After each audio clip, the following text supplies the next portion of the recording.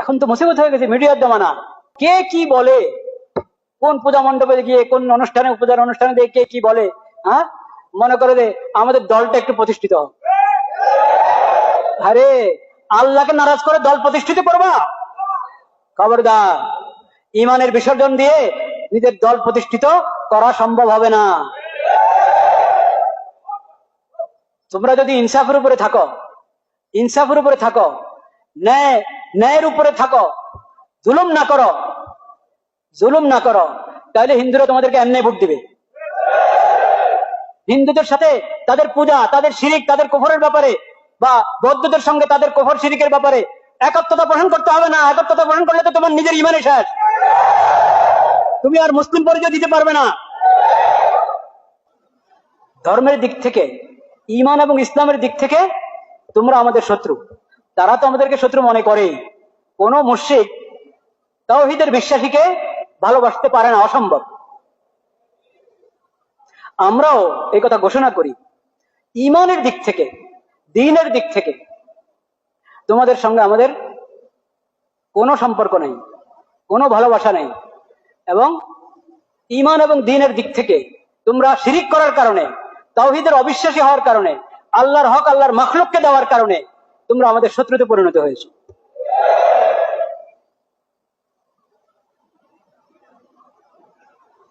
হাত্তা তুমিনু বিল্লাহি ওয়াহদা, যদি আল্লাহর প্রতি ঈমান নিয়ে আসো, একমাত্র আল্লাহকে মাবুদ হিসাবে গ্রহণ করো, একমাত্র আল্লাহর উপর ঈমান নিয়ে আসো, তাহলে তোমরা আমাদের মুমিন ভাই, মুসলিম ভাই।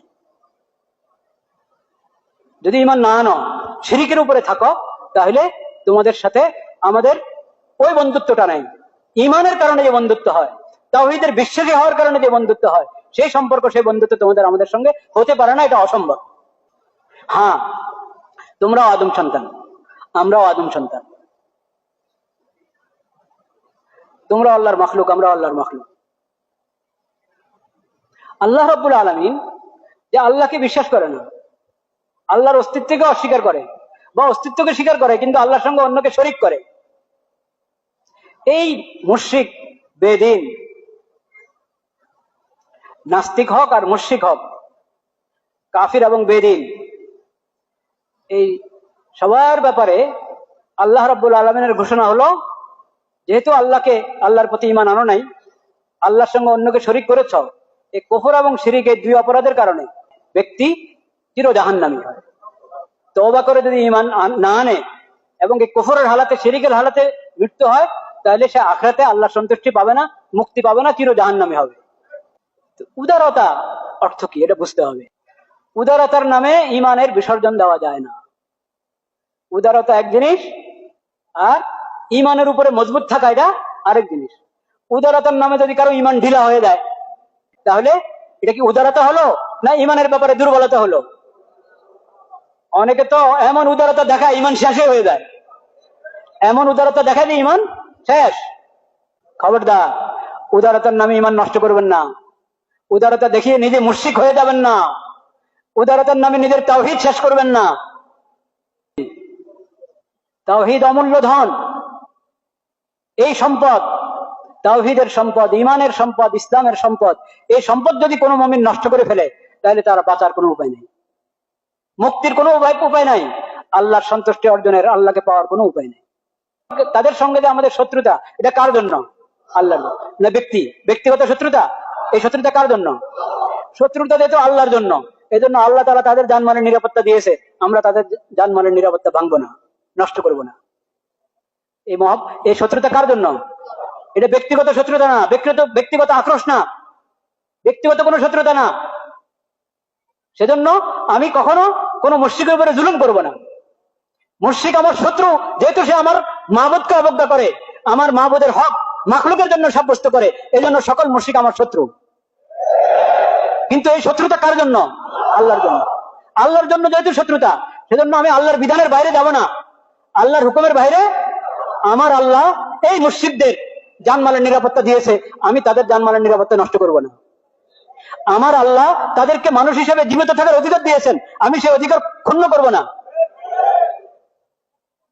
আমার আল্লাহ তাদেরকে তাদের পরিমণ্ডলে তাদের ইবাদত করতে গেলে করছে, আমাকে সেখানে বাধা দিতে বলে নাই, আমি সেখানে বাধা দিব না। কিন্তু আমি মুমিন, আমার ইমানের মধ্যে, আমার ইসলামের মধ্যে, আমার তাওহীদের মধ্যে ন্যূনতম কোনো দুর্বলতা আসার অবকাশ নাই। তাদের এই শিরককে আমি ঘৃণা করি। যদি তাদের জানমালের নিরাপত্তা দিয়ে গিয়ে আপনি নিজের ইমান হারিয়ে আসেন, তাহলে এটা তাওহীদ হলো না, ইসলাম হলো না, ইমান হলো না। কোন কথা, কোন আচরণ থেকে যদি আপনার শিরকের প্রতি, মুশরিকের প্রতি কোন দুর্বলতা প্রকাশ পায়, এটা অন্যায়, হারাম, ক্ষেত্র বিশেষে ইমানে শেষ হয়ে যেতে পারে। আমরা এরকম অনেক কথা শুনতে পাচ্ছি, দেখতে পাচ্ছি, বিভিন্ন আচরণ, বিভিন্ন কথাবার্তা। পূজার অনুষ্ঠানে গিয়ে, পূজা মণ্ডপে গিয়ে এরকম কাজ, এরকম কথা বিভিন্ন ব্যক্তি বলছে, যেখানে যার দ্বারা বোঝা যায় এই বাতিল ধর্ম, এগুলোর প্রতি কোন ধরনের কোন দুর্বলতা হয়তো তার অন্তরের কোন কোনাগানিতে আছে কিনা আল্লাহ জানেন। ইসলাম ছাড়া সকল ধর্ম বাতিল। ইন্নাদ দীন ইনদাল্লাহিল ইসলাম, এই কথা অন্য ধর্মের লোকদের বলার কোনো অধিকার নাই। এই কথা অন্য ধর্মের লোকদের বলার কোনো অধিকার নাই, কোনো সুযোগ নাই। এটা একমাত্র ইসলাম বলতে পারে, কারণ এটা একমাত্র সত্য ধর্ম। সব শিরক এবং মুশরিক থেকে আমরা কি মুক্ত। শিরকের প্রতি ন্যূনতম কোনো দুর্বলতা আমাদের মধ্যে নাই। ওটা কোনোভাবেই সঠিক ধর্ম হতে পারে না, অসম্ভব। কোন শিরক, কোন কুফর, কোন নিফাক, এটা কি হতে পারে না। যে ধর্মের মধ্যে আছে সেই ধর্ম সঠিক হওয়ার কোনো কি নাই, সম্ভাবনা নাই। তাদের প্রতি আমাদের করুণা হবে, তাদের প্রতি আমাদের করুণা হবে। তাওহীদের নিয়ামত থেকে বঞ্চিত, লা ইলাহা ইল্লাল্লাহ এই নিয়ামত থেকে বঞ্চিত, আল্লাহকে রেখে, আল্লাহকে ছেড়ে, তার খালেক, তার মালিক, যার হাতে তার হায়াত এবং মওত, তাকে ছেড়ে কার ইবাদত করছে দেখো। তাদের জন্য দোয়া করবো, আল্লাহ তাদেরকে হেদায়েত দান করেন, তাওহীদের নিয়ামত দান করেন।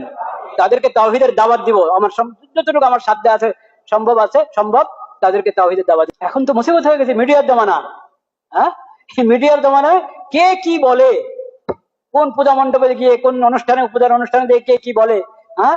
মনে করে যে আমাদের দলটা একটু প্রতিষ্ঠিত।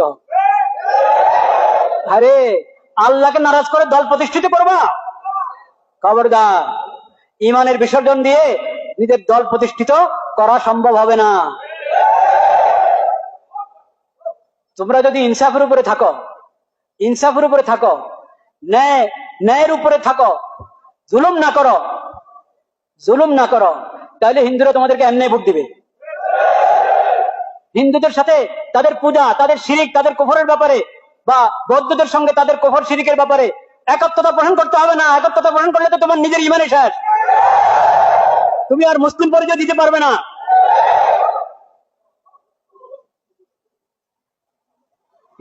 নবীদের শিক্ষা হলো সম্পর্কহীনতা ঘোষণা করো, আর তোমরা কি ওখানে একত্রতা পোষণ করো।